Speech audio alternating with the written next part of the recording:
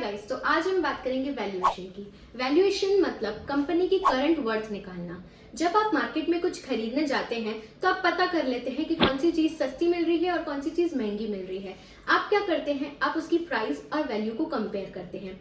Warren Buffett ने price और value की बहुत सिंपल सी डेफिनेशन बताई है। Price is what you give and value is what you get.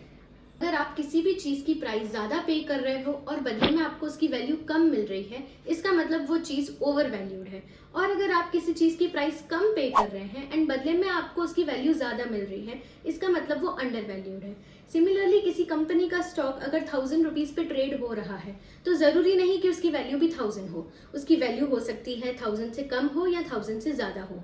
अगर कोई स्टॉक अपनी वैल्यू से ज्यादा प्राइस पे ट्रेड हो रहा है, इसका मतलब वो ओवर वैल्यूड है। और अगर कोई स्टॉक अपनी वैल्यू से कम प्राइस पे ट्रेड हो रहा है, इसका मतलब वो अंडर वैल्यूड है।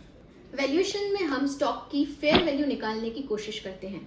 बहुत सारे लोग वैल्यूएशन के टाइम पे वैल्यू नहीं ढूंढते, वो प्राइसिंग करते हैं। वो देखते हैं कि उन्हें जिन कंपनी में इन्वेस्ट करना है उस कंपनी का प्राइस और उसके जैसी दूसरी कंपनी के प्राइस को वो आपस में कंपेयर करते हैं। ये वैल्यूएशन नहीं, ये प्राइसिंग कर रहे हैं। अगर हमें किसी कंपनी का वैल्यूएशन निकालना है तो हमें कंपनी की प्रॉपर एनालिसिस, उसके बिजनेस को हमें प्रॉपरली समझना होगा और भी सारे पहलुओं को देख के हम उस कंपनी की वैल्यू निकाल सकते हैं।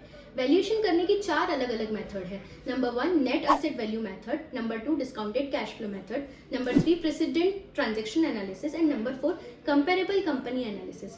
ऐसी ही और वीडियोस के लिए हमारे पेज को सब्सक्राइब करें।